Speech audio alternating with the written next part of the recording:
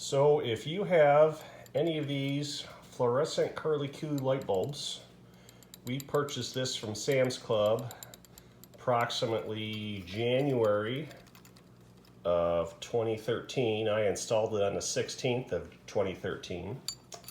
It was in our kitchen above our island right there, and our 13-year-old told us it was smoking.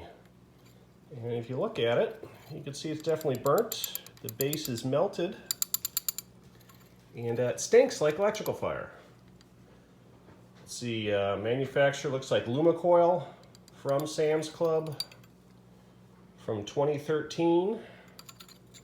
And this is probably a 60 watt equivalent, would be my guess, is what we usually buy. And I guess anybody out there who still has them, replace them. Yeah, throw them in the trash, not to break them, because it's filled with mercury too. Great.